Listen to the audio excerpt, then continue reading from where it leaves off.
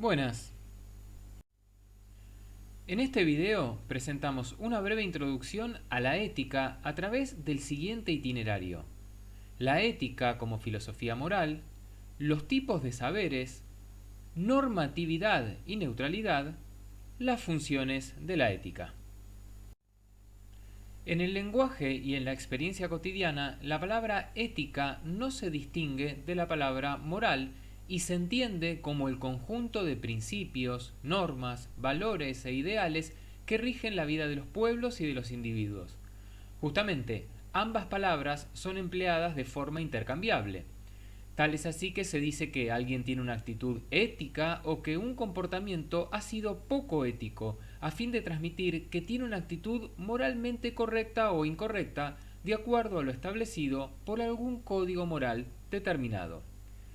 En rigor, la etimología confirma esto, puesto que ética y moral confluyen en su significado originario, puesto que ambos aluden al modo de ser o al carácter adquirido como resultado de poner en práctica determinadas costumbres o hábitos considerados buenos.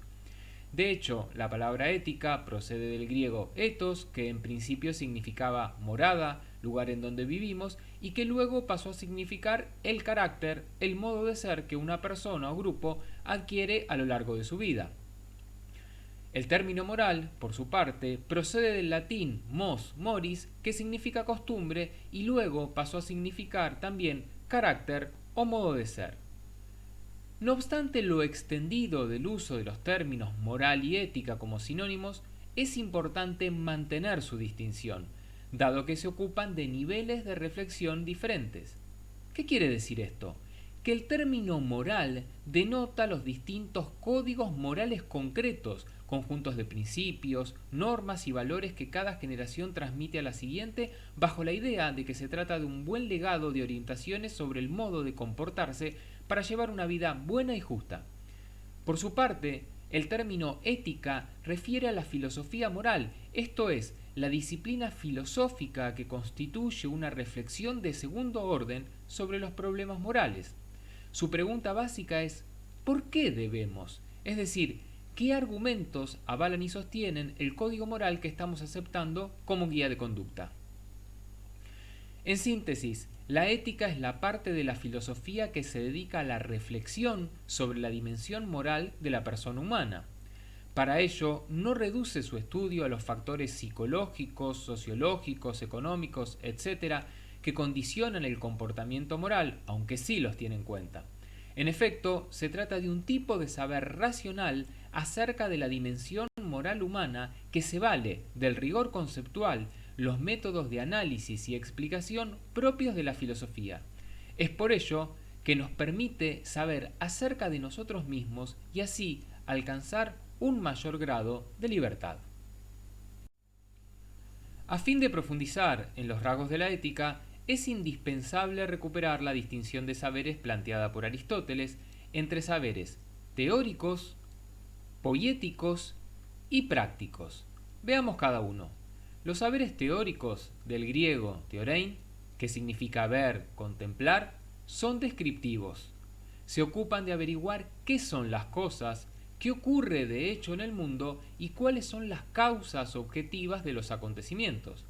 Por su parte, estos placeres se ocupan de lo que no puede ser de otra manera, esto es, de lo que no depende de nuestra voluntad. Así que el sol caliente no puede cambiarse según nuestros deseos, se trata de algo que no puede ser de otra manera. Ejemplos de este tipo de saber son las distintas ciencias de la naturaleza, la física, la química, la biología, la astronomía, etc. Los saberes poiéticos, del griego poiein, hacer, fabricar, producir, son aquellos que nos sirven de guía para la elaboración de algún producto útil, como construir una rueda o tejer una manta, o un objeto bello, como hacer una escultura, una pintura o un poema.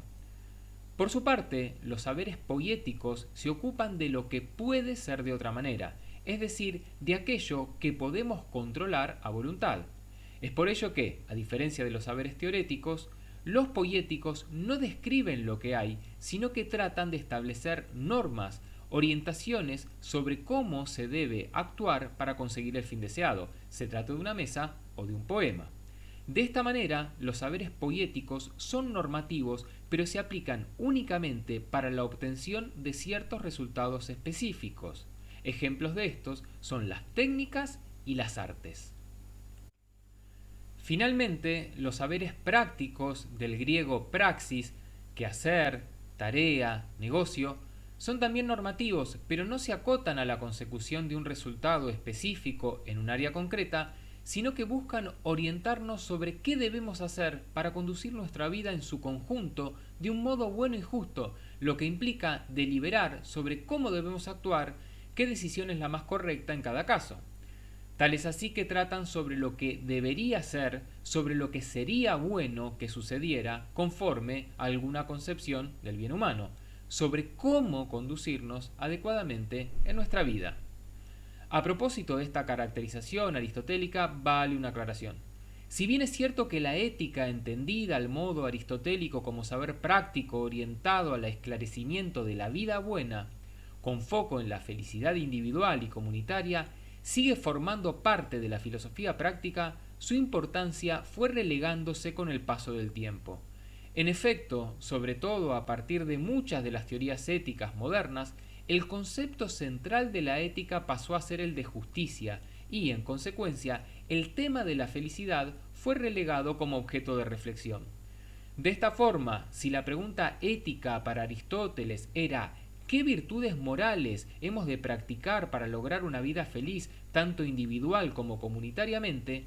En la modernidad, la pregunta ética se dirige a dilucidar qué deberes morales básicos deberían regir la vida de los hombres para que sea posible una convivencia justa, en paz y en libertad, dado el pluralismo existente en cuanto a los modos de ser feliz. Tal como recién señalamos, la ética se ocupa de la reflexión sobre las distintas morales y sobre los modos de justificar racionalmente la vida moral. ¿Qué implicancias tiene esto? Que la ética orienta la acción de forma indirecta, esto es, que es indirectamente normativa. Esto quiere decir que, si bien no nos ofrece orientaciones para la acción en situaciones concretas como lo hace la moral, la ética nos orienta indirectamente al señalar qué concepción moral es más razonable. Justamente, su objetivo apunta a esclarecer el campo de la moral, aunque tal esclarecimiento puede servir para orientar indirectamente a quienes pretendan obrar racionalmente durante su vida entera. Por su parte, la caracterización de la ética como filosofía moral nos conduce a subrayar que esta disciplina no se identifica, en principio, con ningún código moral determinado. Ahora bien, esto no significa que permanezca neutral ante los distintos códigos morales que hayan existido o puedan existir. No es posible semejante neutralidad, puesto que los métodos y objetivos propios de la ética la comprometen con ciertos valores y la obligan a denunciar a algunos códigos morales como incorrectos, inhumanos, razonables, recomendables e incluso excelentes. Más allá de esto, la ética cumple con su objetivo de orientar la acción de las personas de modo mediato. Con todo, esto no implica la recomendación de un único código moral como preferible, sino más bien de un marco general de principios morales básicos dentro de los cuales puedan legitimarse como igualmente válidos y respetables distintos códigos morales más o menos compatibles entre sí. A propósito de esto, profundicemos en las funciones de la ética.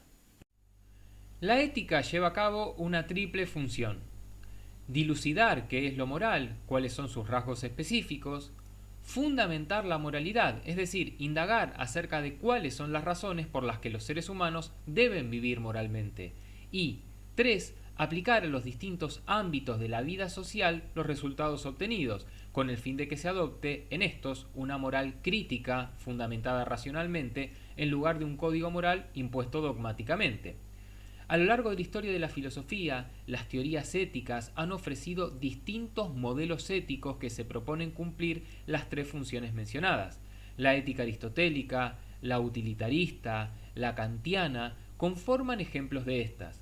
De forma más concreta, se tratan de constructos filosóficos bien sistematizados que buscan dar cuenta del fenómeno de la moralidad en general. De la mano de esto, aportan criterios para poder elegir entre distintos códigos morales en la medida en que estos se ajustan a los principios de racionalidad que rigen el modelo filosófico del que se trate. Muchas gracias.